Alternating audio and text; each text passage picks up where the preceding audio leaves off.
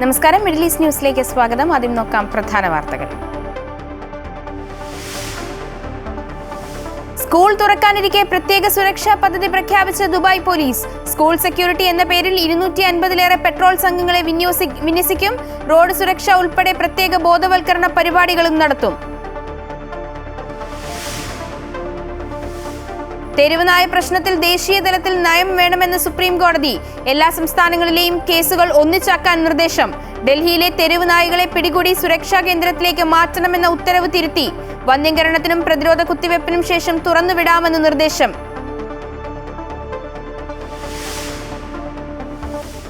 Bihar voter പട്ടിക പരിഷ്കരണത്തിൽ നിർണായക ഉത്തരവുമായി supreme കോടതി. ആധാർ രേഖയായി പരിഗണിക്കണമെന്ന് നിർദ്ദേശം. ജയിലിൽ കിടന്ന് ആരും ഭരിക്കേണ്ടെന്ന് പ്രധാനമന്ത്രി നരേന്ദ്രമോദി. അഴിമതിക്കെതിരെ പോരാടുന്നതിനാണ് പുതിയ ഭരണഘടനാ ഭേദഗതിയെന്നും പ്രധാനമന്ത്രി. 13,000 കോടി രൂപയുടെ പദ്ധതികൾ ബീഹാറിന് സമർപ്പിച്ചു.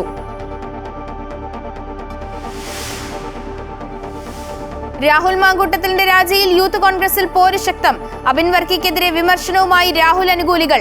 കട്ടപ്പമാരെ കൂട്ടി മുന്നോട്ടു പോകാനാകില്ലെന്ന് വാട്സാപ്പ് ഗ്രൂപ്പിൽ പരാമർശം. യൂത്ത് കോൺഗ്രസ് സംസ്ഥാന അധ്യക്ഷനെ കണ്ടെത്താനുള്ള ചർച്ചകൾ സജീവം.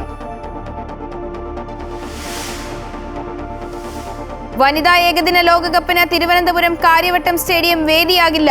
ബംഗളൂരുവിലെ മത്സരങ്ങൾ മുംബൈയിലേക്ക് മാറ്റി.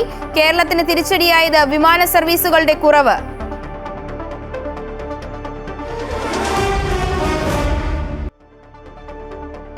മധ്യവേനൽ അവധിക്ക് ശേഷം സ്കൂളുകൾ തുറക്കാനിരിക്കെ പ്രത്യേക സുരക്ഷാ പദ്ധതി പ്രഖ്യാപിച്ച് ദുബായ് പോലീസ്. സ്കൂൾ സെക്യൂരിറ്റി എന്ന പേരിൽ നടപ്പാക്കുന്ന പദ്ധതിയുടെ ഭാഗമായി 250-ലേറെ പെട്രോൾ സംഘങ്ങളെ സ്കൂൾ സോണുകളിൽ വിന്യസിക്കും. റോഡ് സുരക്ഷ ഉൾപ്പെടെയുള്ള കാര്യങ്ങളുമായി ബന്ധപ്പെട്ട പ്രത്യേക ബോധവൽക്കരണ പരിപാടികളും നടത്തും.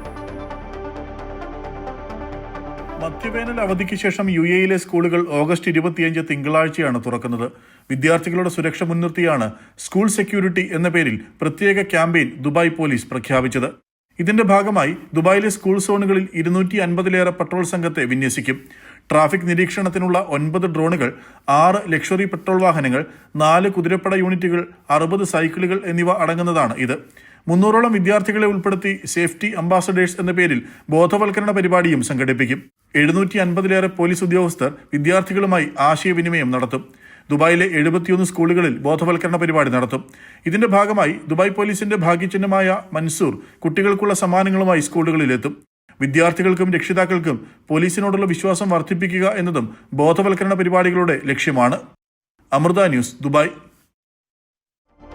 UAE-യിലെ വിവിധ എമിറേറ്റുകളെ ബന്ധിപ്പിക്കുന്ന പ്രധാന റോഡുകളിലൊന്നായ എമിറേറ്റ്സ് റോഡിലെ സുപ്രധാന നവീകരണ പ്രവർത്തനം പൂർത്തിയായി.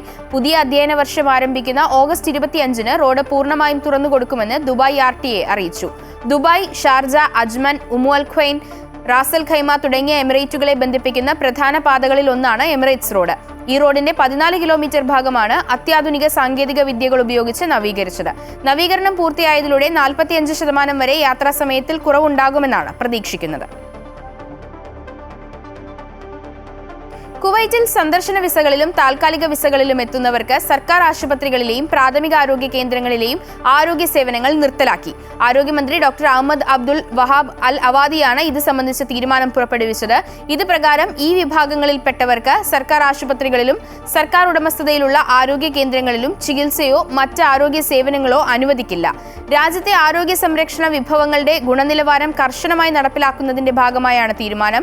ആരോഗ്യ കേന്ദ്രങ്ങളുടെ പ്രവർത്തനം കാര്യക്ഷമമാക്കുക, സേവന വ്യവസ്ഥ യുക്തിസഹമാക്കുക, സേവനം അർഹരായവർക്ക് മാത്രം പരിമിതപ്പെടുത്തുക മുതലായ ലക്ഷ്യങ്ങളും തീരുമാനത്തിന് പിന്നിലുള്ളതായി മന്ത്രാലയം പുറപ്പെടുവിച്ച വാർത്താക്കുറിപ്പിൽ അറിയിച്ചു. തെരുവുനായ പ്രശ്നത്തിൽ നിർണായക ഇടപെടലുമായി സുപ്രീം കോടതിയുടെ 3-അംഗ ബെഞ്ച്. എല്ലാ നായ്ക്കളെയും പിടികൂടി സുരക്ഷാ കേന്ദ്രത്തിലേക്ക് മാറ്റണമെന്ന മുൻ ഉത്തരവ് തിരുത്തി. നായ്ക്കളെ പിടികൂടി വന്ധ്യംകരണത്തിനും പ്രതിരോധ കുത്തിവയ്പ്പിനും ശേഷം തുറന്നുവിടാമെന്ന് ഉത്തരവ്. വിഷയത്തിൽ ദേശീയ നയം രൂപീകരിക്കുന്നതിന്റെ ഭാഗമായി എല്ലാ കോടതികളിലെയും കേസുകൾ സുപ്രീം കോടതിയിലേക്ക് മാറ്റാനും നിർദ്ദേശം. ഈ മാസം 11-നാണ് രാജ്യതലസ്ഥാനമായ ഡൽഹിയിലെ മുഴുവൻ തെരുവ് നായ്ക്കളെയും സുരക്ഷാ കേന്ദ്രത്തിലേക്ക് മാറ്റാൻ സുപ്രീം കോടതിയുടെ 2-അംഗ ബെഞ്ച് നിർദ്ദേശം നൽകിയത്. രാജ്യത്താകമാനം ഈ രീതി തുടരണമെന്ന സ്ഥിതി വന്നതോടെ രാജ്യവ്യാപക പ്രതിഷേധമാണ് ഉയർന്നു വന്നത്. ഇതോടെയാണ് മുൻ ഉത്തരവ് തിരുത്തി 3-അംഗ ബെഞ്ചിന്റെ പുതിയ ഉത്തരവ് വന്നത്. ജസ്റ്റിസുമാരായ വിക്രംനാഥ്, സന്ദീപ് മഹത് NV അഞ്ചാരിയ എന്നിവരുടെ ബെഞ്ചാണ് നായ്ക്കളെ പിടികൂടി ബന്ധീകരണത്തിനും പ്രതിരോധ കുത്തിവയ്പ്പിന് ശേഷം തുറന്നുവിടാമെന്നും ഉത്തരവ് ഇറക്കിയത്. അതേസമയം ആക്രമണ സ്വഭാവമുള്ള നായ്ക്കളെ തുറന്നുവിടരുതെന്നും നിർദ്ദേശമുണ്ട്. പൊതുയിടങ്ങളിൽ ഭക്ഷണം നൽകുന്ന രീതി അവസാനിപ്പിക്കണമെന്നും നായ്ക്കൾക്ക് ഭക്ഷണം നൽകുന്ന പ്രത്യേക സ്ഥലം കണ്ടെത്തണമെന്നും ബന്ധപ്പെട്ട അധികാരികൾക്ക് സുപ്രീംകോടതി നിർദ്ദേശം നൽകി. ഇക്കാര്യത്തിൽ ഏതെങ്കിലും തരത്തിൽ വ്യതിചലനം ഉണ്ടായാൽ നിയമപ്രകാരം നടപടി സ്വീകരിക്കണമെന്നും സുപ്രീംകോടതി നിർദ്ദേശം നൽകിയിട്ടുണ്ട്. സാധാരണ ജനങ്ങൾക്ക് തെരുവിലൂടെ നടക്കുവാനുള്ള ബുദ്ധിമുട്ടുകൂടി പരിഗണിച്ചാണ് ഇത്തരമൊരു നിർദ്ദേശം കോടതി നൽകിയിട്ടുള്ളത്. നായ്ക്കളുമായി ബന്ധപ്പെട്ട വിവിധ സംസ്ഥാനങ്ങളിലുള്ള കേസുകൾ ഒന്നിച്ചാക്കാൻ നിർദ്ദേശമുണ്ട്. ഹൈക്കോടതിയിലുള്ള കേസുകൾ സുപ്രീംകോടതിയായിരിക്കും പരിഗണിക്കുക. ദേശീയ നയം രൂപീകരിക്കുന്ന ഭാഗമായാണ് കേസുകൾ ഒന്നിച്ചാക്കാൻ സുപ്രീംകോടതി നിർദ്ദേശം നൽകിയത്. തെരുവ് നായ്ക്കളെ സുരക്ഷാ കേന്ദ്രത്തിലേക്ക് മാറ്റുവാനുള്ള സുപ്രീംകോടതി നിർദ്ദേശത്തിന് പിന്നാലെ ഡൽഹിയിൽ നടപടികൾ ആരംഭിച്ചിരുന്നു. ഇതിന് പിന്നാലെയാണ് ഡൽഹി മുഖ്യമന്ത്രിക്ക് നേരെ ആക്രമണമുണ്ടായതും. തെരുവ് നായ്ക്കൾക്കെതിരായ സർക്കാർ നടപടിയിൽ പ്രതിഷേധിച്ചാണ് ഗുജറാത്ത് സ്വദേശിയായ രാജേഷ് മുഖ്യമന്ത്രിയെ ആക്രമിച്ചതെന്നാണ് കണ്ടെത്തിയിരിക്കുന്നത്. അമൃത ന്യൂസ്, ന്യൂഡൽഹി. ബീഹാറിലെ കരട് വോട്ടർ പട്ടികയിൽ പേര് ചേർക്കാൻ നേരിട്ട് അപേക്ഷ നൽകണമെന്ന് നിർബന്ധമില്ലെന്ന് സുപ്രീം കോടതി. ആധാറിനെ രേഖയായി അംഗീകരിക്കണമെന്നും പേര് ഉൾപ്പെടുത്താൻ രാഷ്ട്രീയ പാർട്ടികൾ വോട്ടർമാരെ സഹായിക്കണമെന്നും സുപ്രീം കോടതി നിർദ്ദേശിച്ചു. രാഷ്ട്രീയ പാർട്ടികൾക്ക് 1.5 ലക്ഷത്തോളം ബൂത്ത് ലെവൽ ഏജന്റുമാർ ഉണ്ടായിട്ടും 2 എതിർപ്പുകൾ മാത്രം ഉയർന്നു വന്നത് ആശ്ചര്യപ്പെടുത്തുന്നതായും സുപ്രീം കോടതി പറഞ്ഞു. സുപ്രീംകോടതി നിർദ്ദേശപ്രകാരം കരട് വോട്ടർ പട്ടികയിൽ നിന്ന് ഒഴിവാക്കപ്പെട്ട വോട്ടർമാരുടെ പേരുകളും ഒഴിവാക്കാനുള്ള കാരണങ്ങളും അടങ്ങിയ പട്ടിക വെബ്സൈറ്റുകളിലും പോളിംഗ് ബൂത്തുകളിലും പ്രസിദ്ധീകരിച്ചതായി തെരഞ്ഞെടുപ്പ് കമ്മീഷൻ സത്യവാങ്മൂലം നൽകി. ഇതിനു പിന്നാലെ ഹർജി പരിഗണിച്ച സുപ്രീംകോടതി നേരിട്ട് വോട്ട് ചേർക്കാൻ എത്തേണ്ടതില്ലെന്നും വോട്ടർ പട്ടികയിൽ ഉൾപ്പെടുത്താൻ ഓൺലൈനായും അപേക്ഷ നൽകാമെന്ന് പറഞ്ഞു. കരടിൽ ഉൾപ്പെടുത്താത്ത 65 ലക്ഷം പേരിൽ മരിച്ചവരെയും താമസം മാറിയവരെയും BLOമാർ പരിശോധിക്കണം. പേരുൾപ്പെടുത്താൻ രാഷ്ട്രീയ പാർട്ടികൾ വോട്ടർമാരെ സഹായിക്കണമെന്ന് ജസ്റ്റിസ് സൂര്യകാന്ത്, ജസ്റ്റിസ് ജോയ് മല്യ ബാങ്ചി എന്നിവരടങ്ങിയ 2-അംഗ ബെഞ്ച് പറഞ്ഞു. ബീഹാറിലെ അംഗീകൃത 12 രാഷ്ട്രീയ പാർട്ടികൾക്കാണ് സുപ്രീംകോടതിയുടെ നിർദ്ദേശം. ആധാറിനെ രേഖയായി പരിഗണിക്കണമെന്ന് വീണ്ടും നിർദ്ദേശിച്ചു. 1,60,000-ഓളം ബൂത്ത് തല ഏജന്റുമാർ ഉണ്ടായിട്ടും ആകെ 2 പരാതി മാത്രമാണ് ഉണ്ടായിട്ടുള്ളത് എന്നത് ആശ്ചര്യപ്പെടുത്തുന്നതായി സുപ്രീംകോടതി പറഞ്ഞു. അതേസമയം പരാതി നൽകാൻ BLOമാരെ അനുവദിക്കുന്നില്ല എന്നും പരാതികൾ പരിഗണിക്കുന്നില്ല എന്നും പ്രതിപക്ഷ പാർട്ടികൾ കോടതിയെ അറിയിച്ചു. ബൂത്ത് ലെവൽ ഓഫീസർമാർ രസീത് നൽകുന്നില്ല എന്ന പരാതികൾ പരിഹരിച്ച് BLOമാർ രസീത് നൽകണമെന്ന് കോടതി നിർദ്ദേശിച്ചു. അതേസമയം SIRൽ സമയം നീട്ടി നൽകണമെന്ന ആവശ്യം കോടതി അംഗീകരിച്ചില്ല. ഹർജി അടുത്ത മാസം 8-ന് വീണ്ടും പരിഗണിക്കും. അമൃത ന്യൂസ്, ന്യൂഡൽഹി. 13,000 കോടി രൂപയുടെ പദ്ധതികൾ ബീഹാറിന് സമർപ്പിച്ച പ്രധാനമന്ത്രി നരേന്ദ്രമോദി. മുഖ്യമന്ത്രി നിതീഷ് കുമാറും പ്രധാനമന്ത്രിക്കൊപ്പം വേദി പങ്കിട്ടു. ഏഷ്യയിലെ ഏറ്റവും വീതിയുള്ള 6-വരി പാലം പ്രധാനമന്ത്രി ഉദ്ഘാടനം ചെയ്തു. കോൺഗ്രസിനും RJDക്കുമെതിരെ രൂക്ഷമായ വിമർശനമാണ് പ്രധാനമന്ത്രി ഉയർത്തിയത്. ബഹുസ്വരായിലെ 6-വരിയുള്ള പാലം ഉൾപ്പെടെ നിരവധി പദ്ധതികളാണ് പ്രധാനമന്ത്രി നരേന്ദ്രമോദി നാടിന് സമർപ്പിച്ചത്. ആകെ 13,000 കോടി രൂപയുടെ വികസന പദ്ധതികൾ ബീഹാറിൽ പ്രധാനമന്ത്രി ഉദ്ഘാടനം ചെയ്തു. സുപ്രധാന പദ്ധതികളുടെ ശിലാസ്ഥാപനവും അദ്ദേഹം നിർവഹിച്ചു.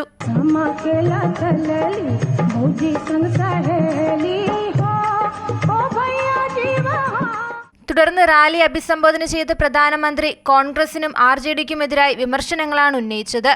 പുതിയ നിയമം വരുന്നതിൽ കോൺഗ്രസും RJDയും ഇടതു പാർട്ടികളും ഭയപ്പെട്ടിരിക്കുകയാണെന്ന് പ്രധാനമന്ത്രി പറഞ്ഞു. ഒരു സർക്കാർ ഉദ്യോഗസ്ഥൻ 50 മണിക്കൂർ തുടർച്ചയായി ജയിലിൽ കിടന്നാൽ ജോലി നഷ്ടമാകും. എന്നാൽ ജയിലിലാകുന്ന മുഖ്യമന്ത്രിയും മന്ത്രിമാരുമൊക്കെ അതിനുള്ളിൽ നിന്നും ഭരണം ആസ്വദിക്കുകയാണെന്നും ജയിലിനുള്ളിൽ നിന്ന് സർക്കാർ ഉത്തരവുകൾ ഇറക്കിയിരിക്കുന്ന ഒരു സമയമുണ്ടായിരുന്നുവെന്നും മോദി പറഞ്ഞു.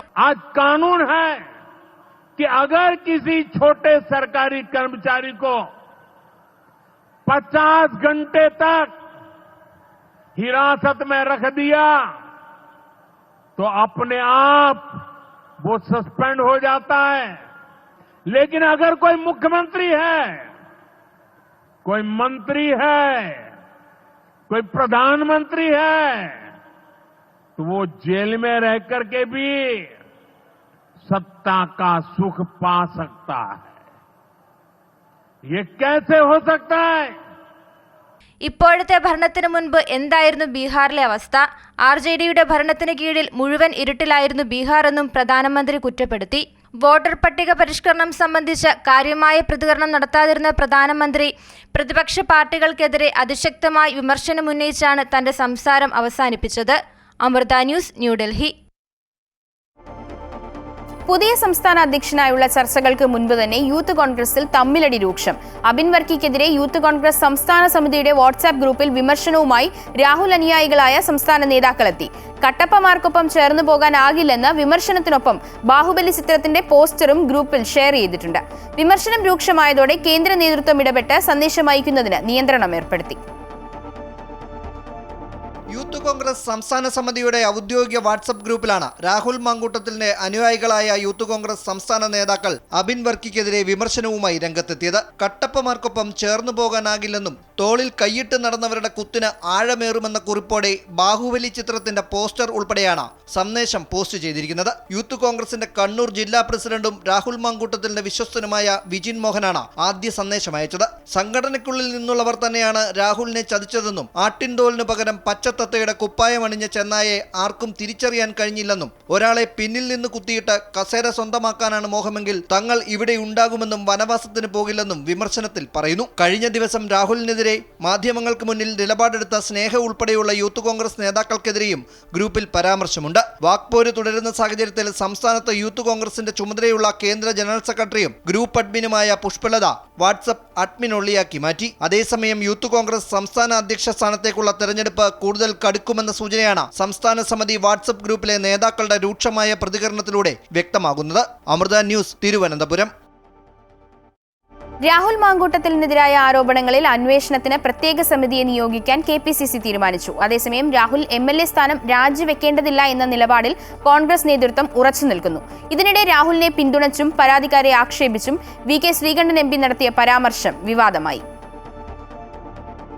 രാഹുൽ മാങ്കൂട്ടത്തിനെതിരെ സ്ത്രീകൾ ഉന്നയിക്കുന്ന ആരോപണങ്ങൾ ഒന്നിനു പുറകെ ഒന്നായി വരുന്നതോടെ വിശദമായ അന്വേഷണത്തിന് കോൺഗ്രസ് തയ്യാറെടുക്കുകയാണ്. ഇതിനായി പ്രത്യേക സമിതിയെ നിയോഗിക്കാൻ KPCC തീരുമാനിച്ചു. സമിതിയിലെ അംഗങ്ങളെ ഉടൻ തീരുമാനിക്കും. ആരോപണങ്ങളുടെ സത്യാവസ്ഥയും പരാതികളിലെ വ്യക്തതയും അന്വേഷിക്കും. അതേസമയം രാഹുൽ MLA സ്ഥാനം രാജിവെക്കേണ്ടതില്ല എന്ന നിലപാടിൽ കോൺഗ്രസ് നേതൃത്വം ഉറച്ചു നിൽക്കുകയാണ്. ധാർമ്മികതയുടെ പേരിൽ സംഘടനാ ചുമതലയിൽ നിന്ന് മാറി നിൽക്കണമെന്ന നിലപാടാണ് കോൺഗ്രസ് ഉയർത്തുന്നത്. ഇതിനിടെ രാഹുലിനെ പിന്തുണച്ചും പരാതി നൽകിയവരെ സാമൂഹ്യ മാധ്യമങ്ങളിലൂടെ കടന്നാക്രമിച്ചും ഒരു വിഭാഗം രംഗത്തുണ്ട്. പരാതി നൽകിയ സ്ത്രീകൾക്കെതിരെ സൈബർ ആക്രമണം ശക്തമാകുമ്പോൾ തന്നെ പാലക്കാട് MP VK ശ്രീകണ്ഠൻ നടത്തിയ പരാമർശവും വിവാദമായി.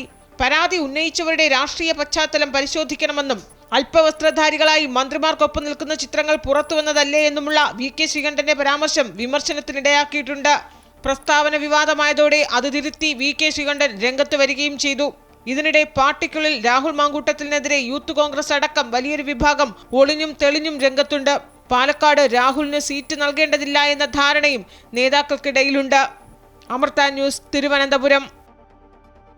രാഹുൽ മാങ്കൂട്ടത്തിൽ രാജിവെച്ചതിനു പിന്നാലെ യൂത്ത് കോൺഗ്രസ് സംസ്ഥാന അധ്യക്ഷനെ കണ്ടെത്താനുള്ള ചർച്ചകൾ സജീവം. സംസ്ഥാന ഉപാധ്യക്ഷൻ അബിൻ വർക്കി, KM അഭിജിത്ത്, ബിനു ചുള്ളിയിൽ തുടങ്ങിയ പേരുകളാണ് സാധ്യതാ പട്ടികയിലുള്ളത്. യൂത്ത് കോൺഗ്രസ് സംസ്ഥാന അധ്യക്ഷ പദവി രാഹുൽ മാങ്കൂട്ടത്തിൽ രാജിവെച്ചതിനെ തുടർന്ന് പകരം പല പേരുകളും അധ്യക്ഷ പദവിയിൽ ഉയർന്നു വരികയാണ്. മുതിർന്ന നേതാക്കളും ഗ്രൂപ്പ് നേതാക്കളും തങ്ങളുടെ അനുയായികളുടെ പേരുകൾ മുന്നോട്ട് വെക്കുമ്പോൾ ഒറ്റപ്പേരിലെത്താനുള്ള ചർച്ചകൾ നേതൃനിരയിൽ സജീവമായി തുടരുന്നു. യൂത്ത് കോൺഗ്രസിൽ നിലവിലെ ഉപാധ്യക്ഷൻ അബിൻ വർക്കിയുടെ പേരാണ് രമേശ് ചെന്നിത്തലയ്ക്ക് താൽപര്യം. യൂത്ത് കോൺഗ്രസ് തെരഞ്ഞെടുപ്പിൽ 2ാം സ്ഥാനത്ത് വന്ന അബിൻ വർക്കിക്ക് ബൈലോ പ്രകാരം അധ്യക്ഷ പദവിയിൽ എത്താനാകുമെന്ന വാദവും ഉയരുന്നുണ്ട്. എന്നാൽ ഐ ഗ്രൂപ്പിൽ നിന്ന് അബിൻ വർക്കി അധ്യക്ഷനായാൽ മഹിളാ കോൺഗ്രസ്, KSU തുടങ്ങിയ പോഷക സംഘടനകളുടെ തലപ്പത്ത് മുഴുവൻ ന്യൂനപക്ഷ പ്രാതിനിധ്യമാകുമെന്ന വിലയിരുത്തലും പാർട്ടിക്കുണ്ട്. യൂത്ത് കോൺഗ്രസ് ദേശീയ സെക്രട്ടറി ബിനു ചുള്ളിയലിന്റെ പേരാണ് KC വേണുഗോപാൽ മുന്നോട്ട് വെക്കുന്നത്. മുമ്പ് സംസ്ഥാന അധ്യക്ഷ സ്ഥാനത്തേക്ക് സജീവമായി ഉയർന്ന പേരുകൂടിയായിരുന്നു ബിനു ചുള്ളിയിൽ.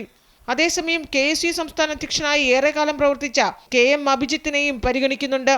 യൂത്ത് കോൺഗ്രസ് ദേശീയ ഭാരവാഹി പട്ടികയിൽ നിന്ന് അഭിജിത്തിനെ ഒഴിവാക്കിയപ്പോൾ വ്യാപകമായ വിമർശനമാണ് ഉയർന്നിരുന്നത്. KC വേണുഗോപാലുമായി അടുത്തു നിൽക്കുന്ന മറ്റൊരു യുവനേതാവായ OJ ജനീഷിന്റെ പേരും പരിഗണനയിലുണ്ട്. തെക്കൻ ജില്ലകളിൽ നിന്നുള്ള നേതാക്കളാണ് വരുന്നതെങ്കിൽ JS അഖിലും സാധ്യതാ പട്ടികയിലുണ്ട്. എത്രയും വേഗത്തിൽ അധ്യക്ഷനെ പ്രഖ്യാപിക്കാനാണ് കോൺഗ്രസിന്റെ നീക്കം. അമൃത ന്യൂസ്, തിരുവനന്തപുരം. പ്രതിഷേധങ്ങൾക്കിടെ പൊതുപരിപാടികൾ ഒഴിവാക്കി അടൂരിലെ വീട്ടിൽ തുടർന്ന് രാഹുൽ മാങ്കൂട്ടത്തിൽ. മുൻകൂട്ടി നിശ്ചയിച്ചിരുന്ന സ്വകാര്യ പരിപാടികളും ഒഴിവാക്കി പ്രതിഷേധങ്ങൾ തണുക്കുമ്പോൾ മണ്ഡലത്തിലേക്ക് മടങ്ങാമെന്ന നിഗമനത്തിലാണ് രാഹുൽ. വിവിധ സംഘടനകളുടെ പ്രതിഷേധങ്ങൾ കണക്കിലെടുത്ത് വീടിന് മുന്നിൽ പോലീസ് കാവൽ ഏർപ്പെടുത്തിയിട്ടുണ്ട്. ബാരിക്കേഡ് ഉൾപ്പെടെ സ്ഥാപിച്ചാണ് പോലീസിന്റെ കാവൽ. കോൾ റെക്കോർഡ് രാഹുലിന്റേതാണോ എന്ന ചോദ്യത്തിൽ നിന്ന് ഉൾപ്പെടെ കഴിഞ്ഞ ദിവസം ഒഴിഞ്ഞുമാറിയിരുന്നു. ട്രാൻസ്ജെൻഡർ അവന്തിക ഉന്നയിച്ച ആരോപണത്തിലും ഇതുവരെ പ്രതികരിച്ചിട്ടില്ല.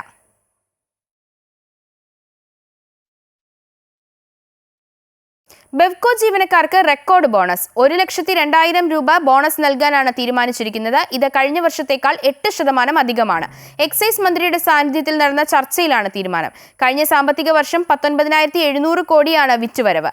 മുൻ സാമ്പത്തിക വർഷത്തേക്കാൾ 650 കോടി അധിക വിൽപ്പനയാണ് നടന്നിരിക്കുന്നത്. റെക്കോർഡ് കച്ചവടമായതിനാൽ ജീവനക്കാർക്ക് മികച്ച ബോണസ് നൽകാൻ തീരുമാനിച്ചതായി ബെവ്കോ MD വ്യക്തമാക്കി. സാമൂഹ്യ സുരക്ഷാ ക്ഷേമനിധി പെൻഷൻ ഗുണഭോക്താക്കൾക്ക് സർക്കാരിന്റെ ഓണസമ്മാനമായി 2 ഗഡു ക്ഷേമ പെൻഷൻ ലഭിക്കും. നാളെ മുതൽ ഇത് ലഭിച്ചു തുടങ്ങും. ഇതിനായി 1,679 കോടി രൂപ അനുവദിച്ചതായി ധനകാര്യമന്ത്രി KN ബാലഗോപാൽ അറിയിച്ചു. 62 ലക്ഷത്തോളം പേർക്കാണ് ഓണത്തിന് 3,200 രൂപ വീതം ലഭിക്കുന്നത്. ഓഗസ്റ്റിലെ പെൻഷന് പുറമെ 1 ഗഡു കുടിശ്ശിക കൂടിയാണ് അനുവദിച്ചത്. 26,62,000 പേരുടെ ബാങ്ക് അക്കൗണ്ടിൽ തുകയെത്തും. മറ്റുള്ളവർക്ക് സഹകരണ ബാങ്കുകൾ വഴി വീട്ടിലെത്തി പെൻഷൻ കൈമാറും. ഇതോടുകൂടി ഇനി ക്ഷേമ പെൻഷൻ കുടിശ്ശിക 1 ഗഡു മാത്രമാണ് ബാക്കിയുള്ളത്.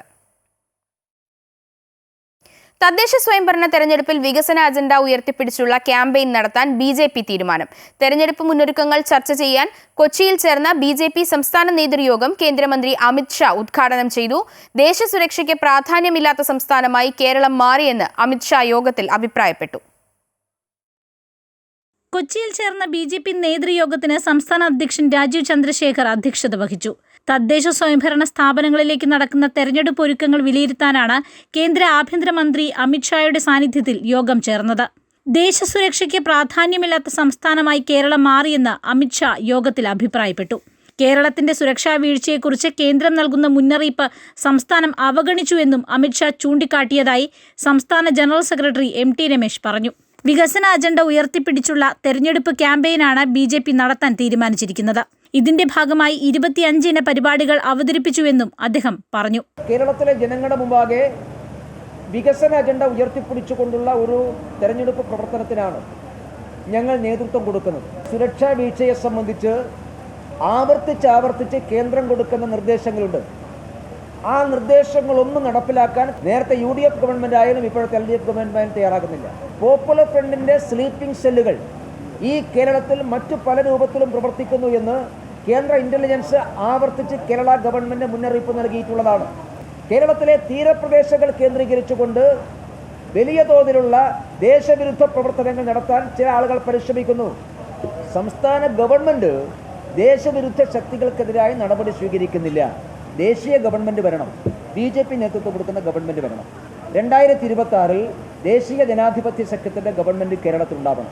കേന്ദ്രമന്ത്രിമാരായ സുരേഷ് ഗോപി, ജോർജ് കുര്യൻ, മുൻ സംസ്ഥാന അധ്യക്ഷന്മാരായ Kummanam Rajasekharan, PK Krishnadas, V Muraleedharan, K Surendran, BJP സംസ്ഥാന ഭാരവാഹികൾ, ജില്ലാ അധ്യക്ഷന്മാർ എന്നിവർ യോഗത്തിൽ പങ്കെടുത്തു. നേതൃയോഗത്തിന്റെ തുടർച്ചയായി ശനിയാഴ്ച രാവിലെ മുതൽ തൃശൂരിൽ BJP സംസ്ഥാന ശില്പശാലയും നടക്കും. യോഗത്തിന് ശേഷം പഹൽഗാമിൽ കൊല്ലപ്പെട്ട രാമചന്ദ്രന്റെ ഭാര്യ ഷീലയെയും മകൾ ആരതിയെയും അമിത് ഷാ സന്ദർശിച്ചു. അമൃത ന്യൂസ്, കൊച്ചി. സൗദി കിരീടാവകാശി മുഹമ്മദ് ബിൻ സൽമാൻ രാജകുമാരൻ രക്തം ദാനം ചെയ്ത് ദേശീയ രക്തദാന ക്യാമ്പയിന് തുടക്കം കുറിച്ചു. സൗദിയിൽ മാനുഷിക പ്രവർത്തനങ്ങൾ ശക്തമാക്കുന്നതിന്റെ ഭാഗമായാണ് സൽമാൻ രാജകുമാരൻ രക്തം ദാനം ചെയ്ത് ക്യാമ്പയിന് തുടക്കമിട്ടത്. ആരോഗ്യകരമായ ജീവിതം ആസ്വദിക്കുന്ന ഊർജ്ജസ്വലമായ സമൂഹത്തിനുള്ള വിഷൻ 2030 ലക്ഷ്യങ്ങൾ കൈവരിക്കാനായി സാമൂഹിക പങ്കാളിത്തം വർദ്ധിപ്പിക്കുക, സ്വമേധയാ രക്തദാനം ചെയ്യുന്ന സംസ്കാരം വളർത്തിയെടുക്കുക, ആരോഗ്യമേഖലയിലെ ദേശീയ ശ്രമങ്ങളെ പിന്തുണയ്ക്കുക എന്നീ ലക്ഷ്യങ്ങൾ മുന്നോട്ട് വെച്ചാണ് രാജകുമാരൻ രക്തദാന ക്യാമ്പയിന് തുടക്കമിട്ടത്. കുവൈറ്റിലെ പ്രവാസികളെ നിയമപരമായി സഹായിക്കുന്നതിനായി പ്രവർത്തിക്കുന്ന പ്രവാസി ലീഗൽ സെൽ കുവൈറ്റിലെ സ്വദേശി അഭിഭാഷക സ്ഥാപനമായ അൽ ദോസ്തൗർ ലോ ഗ്രൂപ്പുമായി ധാരണാപത്രം ഒപ്പുവച്ചു. ചടങ്ങിൽ ലോ ഗ്രൂപ്പിനെ പ്രതിനിധീകരിച്ച് പ്രമുഖ കുവൈറ്റി അഭിഭാഷകൻ ഡോക്ടർ തലാൽ താക്കി, പ്രവാസി legal cell Kuwait country head Babu Francis, president Biju Stephen എന്നിവർ പങ്കെടുത്തു. പ്രവാസികളായ എല്ലാ ഇന്ത്യക്കാർക്കും പ്രവാസി ലീഗൽ സെൽ കുവൈറ്റ് ചാപ്റ്ററിലൂടെ ഫീസ് ഇല്ലാതെ നിയമോപദേശം തേടാവുന്നതാണ്. ധാരണാപത്രം വഴി കുവൈറ്റിലെ സ്വദേശി അഭിഭാഷകരുടെ നിയമോപദേശവും മറ്റ് സഹായങ്ങളും കൂടുതൽ ഇന്ത്യക്കാർക്ക് വേഗത്തിൽ ലഭ്യമാകും. സേവനങ്ങൾക്കായി 41105354 97405211 എന്നീ മൊബൈൽ നമ്പറിലോ പ്രവാസി ലീഗൽ സെൽ kuwait@gmail.com എന്ന ഇമെയിലിലോ അറിയിക്കാവുന്നതാണ്. ഇന്ന് ടിക്കറ്റ് എടുത്ത് അവധിക്ക് നാട്ടിൽ പോകാനിരിക്കെ മലയാളി സൗദിയിലെ ജിസാനിൽ റോഡപകടത്തിൽ മരിച്ചു. മലപ്പുറം മഞ്ചേരി പാണായി മുള്ളുംപാറ സ്വദേശി അബു മൻസിലിൽ റിയാസ് ബാബു കോർമത്താണ് വാഹനമിടിച്ചു മരിച്ചത്. സാഹിനയാണ് ഭാര്യ. മക്കളായ ഹാനിയ, ഹനാൻ, ഹന എന്നിവരാണ്. ഇന്നലെ അർദ്ധരാത്രിയായിരുന്നു അപകടം. റോഡിലൂടെ താമസ സ്ഥലത്തേക്ക് നടന്നു പോവുകയായിരുന്ന റിയാസിനെ പിന്നിൽ നിന്ന് വന്ന കാർ ഇടിക്കുകയായിരുന്നു. ജിസാനിലെ അബു അരീഷ് കിങ് ഫഹദ് സ്പെഷ്യാലിറ്റി ആശുപത്രിയിലെ തീവ്രപരിചരണ വിഭാഗത്തിൽ എത്തിച്ചെങ്കിലും ഇന്ന് പുലർച്ചെ 3 മണിയോടെ അന്ത്യം സംഭവിച്ചു. മൃതദേഹം ഇവിടെ മറവു ചെയ്യും. സൗദിയിലെ വിവാഹമോചന കേസുകൾ ഉയരുന്നു. കഴിഞ്ഞ വർഷം മാത്രമായി സൗദിയിൽ 57,595 വിവാഹമോചനങ്ങൾ രജിസ്റ്റർ ചെയ്തതായി കണ്ടെത്തൽ. Saudi general authority four statistics ആണ് ഇക്കാര്യം വെളിപ്പെടുത്തിയത്. നീതിന്യായ മന്ത്രാലയത്തിന്റെ രേഖകൾ അടിസ്ഥാനമാക്കിയുള്ള സ്ഥിതിവിവര കണക്കുകൾ പ്രകാരം സൗദിയിൽ രജിസ്റ്റർ ചെയ്ത വിവാഹങ്ങളുടെയും വിവാഹമോചനങ്ങളുടെയും ഏറ്റവും ഉയർന്ന വർധനവാണ് 2024 റിപ്പോർട്ട് ചെയ്തിരിക്കുന്നത്. ഇതിൽ സൗദികളായ ദമ്പതികളിൽ മാത്രം 50,117 പേർ വിവാഹമോചിതരാണ്. ഒരാൾ വിദേശിയായ ദമ്പതികളിൽ 4,184 വിവാഹമോചനങ്ങളും ഇരുവരും വിദേശികളായ ദമ്പതികളിൽ 3,294 വിവാഹമോചനങ്ങളുമാണ് രാജ്യത്ത് നടന്നത്. ഓരോ 9 മിനിറ്റിലും ഒരു വിവാഹമോചനം എന്ന തോതിൽ പ്രതിദിനം ശരാശരി 157 വിവാഹമോചനങ്ങളാണ് രാജ്യത്ത് നടക്കുന്നത്. UAE-യിലെ പ്രവാസി സംഘടനയായ നാഷണൽ KMCC വിദ്യാഭ്യാസ മേഖലയിൽ ജോലി തേടുന്നവർക്കായി തൊഴിൽ മേള സംഘടിപ്പിക്കുന്നു. UAE-യിലെ വിവിധ എമിറേറ്റുകളിൽ കരിയർ ഫെസ്റ്റ് എന്ന പേരിലുള്ള മേള നടക്കുമെന്ന് ബന്ധപ്പെട്ടവർ വാർത്താസമ്മേളനത്തിൽ അറിയിച്ചു. സെപ്റ്റംബർ 13-ന് ദുബായിലാണ് ആദ്യത്തെ തൊഴിൽ മേള നടക്കുന്നത്. ഓഗസ്റ്റ് 31-നാണ് രജിസ്ട്രേഷനുള്ള അവസാന തീയതി. ഡോക്ടർ പുത്തൂർ റഹ്മാൻ, PK അൻവർ നഹ, സിയാദ് എന്നിവർ വാർത്താസമ്മേളനത്തിൽ പങ്കെടുത്തു. ഓണാഘോഷത്തെ വരവേൽക്കാനുള്ള ഒരുക്കത്തിലാണ് പ്രവാസ ലോകം. പഴയിടം മോഹനൻ നമ്പൂതിരി തയ്യാറാക്കുന്ന സദ്യ ഉൾപ്പെടെ വലിയ തയ്യാറെടുപ്പുകളാണ് പ്രമുഖ റീറ്റെയിൽ ശൃംഖലയായ ലുലു നടത്തുന്നത്. പ്രവാസികളുടെ ഓണസദ്യ കേമമാക്കാൻ 2,500 ടൺ പഴം പച്ചക്കറി ഉൽപ്പന്നങ്ങളാണ് GCCയിൽ ലഭ്യമാക്കുകയെന്ന് Lulu global operations director Saleem MA അറിയിച്ചു. ഇന്ത്യയിൽ നിന്നും ഉൾപ്പെടെയുള്ള മികച്ച പഴം പച്ചക്കറി ഉൽപ്പന്നങ്ങളാണ് ലുലു ഹൈപ്പർ മാർക്കറ്റുകളിൽ ഉപഭോക്താക്കൾക്ക് ഉറപ്പാക്കുന്നത്. കേരളത്തിന്റെ തനത് ഉൽപ്പന്നങ്ങളുടെ വൈവിധ്യമാർന്ന ശേഖരവും ലഭ്യമാക്കിയിട്ടുണ്ട്. വിവിധതരം മില്ലറ്റുകൾ ഉപയോഗിച്ചുള്ള ഹെൽത്തി പായസങ്ങളും ഒരുക്കിയിട്ടുണ്ട്. 25 തരം വിഭവങ്ങൾ അടങ്ങുന്ന ലുലു ഓണസദ്യ പ്രീ ബുക്കിംഗും ആരംഭിച്ചു. ഓൺലൈനിലൂടെയും ലുലു സ്റ്റോറുകളിൽ നേരിട്ടെത്തിയും ഇത് ബുക്ക് ചെയ്യാനാകും. കുവൈറ്റിൽ 50% കുട്ടികളും അമിതവണ്ണമുള്ളവരാണെന്ന് കണക്കുകൾ. Medical group for studying in United kingdom സംഘടിപ്പിച്ച 6ാമത് വാർഷിക മെഡിക്കൽ സമ്മേളനത്തിലാണ് ഇത് സംബന്ധിച്ച കണക്കുകൾ പുറത്തുവിട്ടത്. രാജ്യത്ത് അമിതവണ്ണം, പ്രമേഹം എന്നിവയുടെ നിരക്ക് ഏറ്റവും ഉയർന്നതാണ്. കുവൈറ്റ് സമൂഹത്തിലെ 4-1, അതായത് ജനസംഖ്യയുടെ 25% പേർ പ്രമേഹ ബാധിതരാണ്. കുവൈറ്റിലെ മുതിർന്നവരിൽ അമിതവണ്ണ നിരക്ക് 43.7%. ദാസ്മാൻ ഡയബറ്റീസ് ഇൻസ്റ്റിറ്റ്യൂട്ടിന്റെ സ്ഥിതിവിവര കണക്കുകൾ പ്രകാരം കുവൈറ്റിലെ 50% കുട്ടികളും പൊണ്ണത്തടിയുള്ളവരോ അമിതഭാരമുള്ളവരോ ആണെന്നും മെഡിക്കൽ സമ്മേളനത്തിൽ അഭിപ്രായപ്പെട്ടു. ശ്രീലങ്കൻ മുൻ പ്രസിഡന്റും പ്രധാനമന്ത്രിയുമായിരുന്ന റെനിൽ വിക്രമസിംഗെ അറസ്റ്റിൽ. സർക്കാർ ഫണ്ട് സ്വകാര്യ ആവശ്യത്തിന് ഉപയോഗിച്ചെന്ന കേസിലാണ് അറസ്റ്റ് ചെയ്തത്. പ്രസിഡന്റായിരുന്ന സമയത്ത് പൊതുപണം ദുരുപയോഗം ചെയ്തെന്ന കേസിൽ മൊഴിയെടുക്കാൻ കൊളംബോയിലെ ക്രിമിനൽ ഇൻവെസ്റ്റിഗേഷൻ ഡിപ്പാർട്ട്മെന്റ് ആസ്ഥാനത്തെത്തിയപ്പോഴാണ് അറസ്റ്റ് ചെയ്തത്. 2023-ലാണ് കേസിനാസ്പദമായ സംഭവം. വിക്രമസിംഗയുടെ ഭാര്യ പ്രൊഫസർ മൈത്രി വിക്രമസിംഗയെ ആദരിക്കുന്ന പരിപാടി ലണ്ടനിലെ ഒരു സർവകലാശാല സംഘടിപ്പിച്ചിരുന്നു. ക്യൂബയിലെ ഹവാനയിൽ നടന്ന G77 ഉച്ചകോടിയിൽ നിന്ന് മടങ്ങുന്നതിനിടെ സർവകലാശാല പരിപാടിയിൽ പങ്കെടുക്കാൻ വിക്രമസിംഗയും സംഘവും ലണ്ടനിലേക്ക് പോയി. ഇതിന്റെ മുഴുവൻ ചെലവുകളും വഹിച്ചത് സർക്കാർ ഖജനാവിൽ നിന്നാണെന്നാണ് ആരോപണം. അതേസമയം ബിരുദദാന ചടങ്ങിലേക്ക് വിക്രമസിംഗയെയും ക്ഷണിച്ചുള്ള UK സർവകലാശാലയുടെ ക്ഷണക്കത്ത് UNP പാർട്ടി പുറത്തുവിട്ടു. യാത്രയ്ക്കായി സർക്കാർ പണം ഉപയോഗിച്ചിട്ടില്ലെന്നാണ് പാർട്ടിയുടെ വാദം. 2022-നും 2024-നും ഇടയിൽ വിക്രമസിംഗെ 23 വിദേശയാത്രകളാണ് നടത്തിയത്.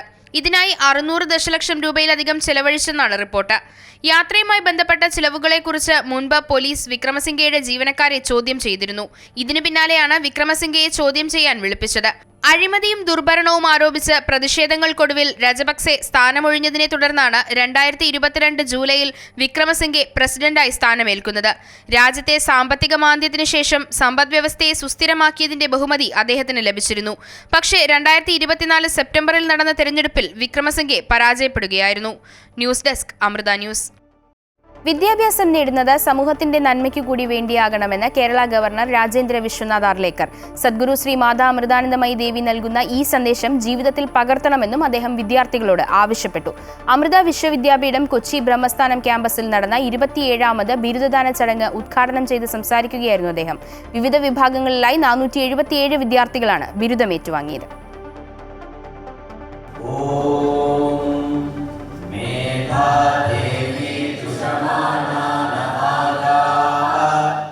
മനുഷ്യത്വം വളരുമ്പോഴാണ് ഒരാൾ നല്ലവനാകുന്നതെന്നും അമ്മയുടെ സന്ദേശം ജീവിതത്തിൽ പകർത്തി സമൂഹത്തിന് മാതൃകയാകണമെന്നും ഗവർണർ രാജേന്ദ്ര വിശ്വനാഥ് ആർലേക്കർ പറഞ്ഞു.